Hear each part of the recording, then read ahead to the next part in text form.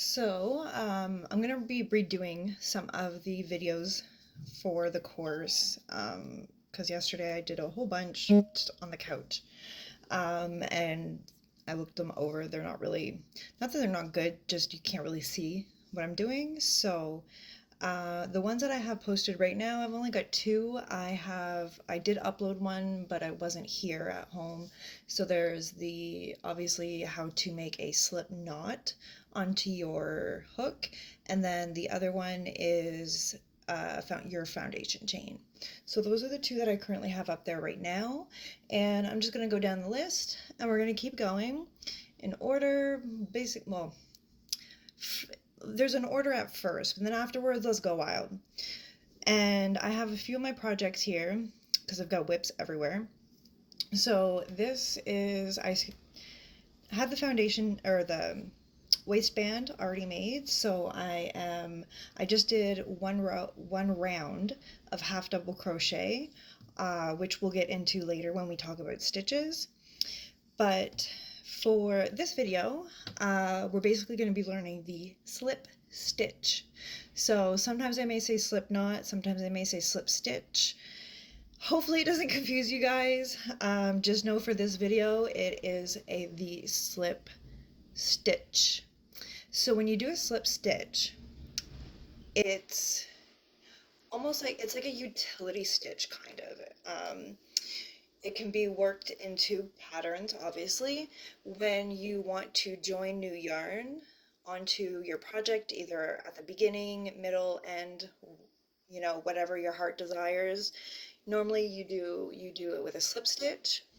If you're working in the round, when you get back to where you started, depending if your stitch counts or not, you normally work into the original first turning chain, I guess it is still called in the round or whatever. But so I just frogged maybe like, I don't know, 5 stitches, so it works out perfectly that I'm able to show you how to do a slip stitch when you're working in the round. Now, don't panic about the whole working in the round thing right now. That's a couple chapters up the road. But basically, I just did my last half double crochet here. Don't mind my horrible joining job. That's also another thing too. If you want to make something like, it could be leg warmers, it could be a skirt, like anything that's round, big, small, whatever. If you don't know how to do the magic ring, I couldn't until I started crocheting again this year. So for 9 years, I didn't know how to do a fucking magic circle. You would chain 4, and then you insert your hook into the first chain that you made, and you do a slip stitch, which gives you the circle, and then you work out of the circle the same way you would with the magic ring, magic circle, whatever. So it's not necessarily there to be a pretty stitch used, because if you're going to do a whole like rows of slip stitches, it's going to take a while, like similar to single crochet, but even slower. So what I want to do is join my last half double crochet, and this is my chain 2. So this is my chain 2 from the beginning, because for the half double crochet, it's a chain 2.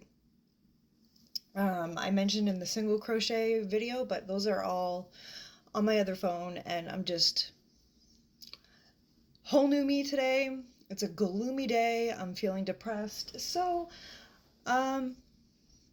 why not make some videos for this, remake them. So now a lot of people may get mixed up, especially if it's smaller too, like if your round is smaller.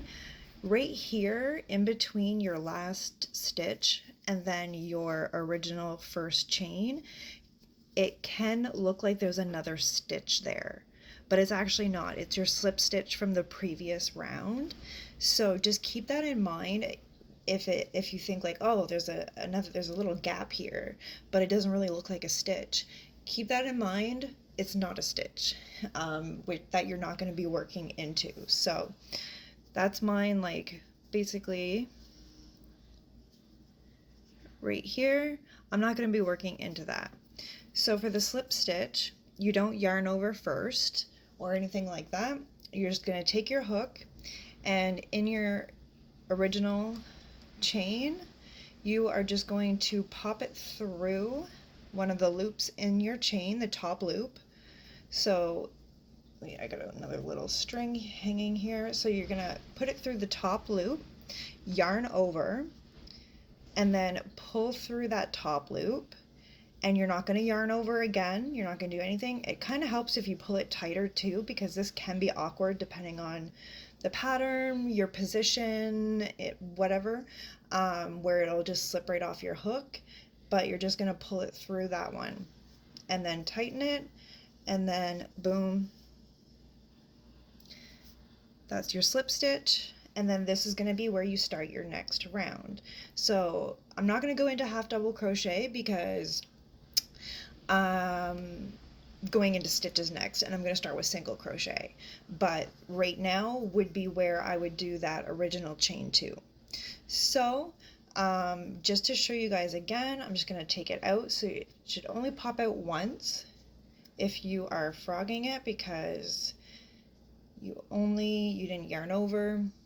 So here is your top chain, and you're just going to insert your hook into any of the loops, but make sure it's like the top chain unless specified in the pattern or tutorial. Yarn over, so back to front, remember, yarn over from back to the front, pull through that loop, tighten your yarn as much as you can, grab that one with the hook, and then just pull it through that loop. And then you would chain your 3. So it just kind of happened to work out that I needed to, well, I already joined it, but I was able to do this to show you how to do a slip knot. That's just one way. I have a few projects here to kind of help me out with the videos. So we're more than likely going to come across multiple slip stitches. They're used in a lot of patterns, like I said, because you're joining, or like I said, it's more of a utility stitch to help you with your pattern to get, certain outlooks, or to kind of, like for my bralette shirts, like my cups like this, for example, there is our single crochet on the bottom, but you would normally, there's certain stitches you can do with slip stitches that give them extra support, for example. So yeah, that's just one example, and that's the slip stitch. So if you have any questions, drop them down in the comments. If I forgot anything or anything, just let me know. And coming up next, we're going to start our actual stitches. So it'll be anatomy of a stitch and get ready to do a single crochet.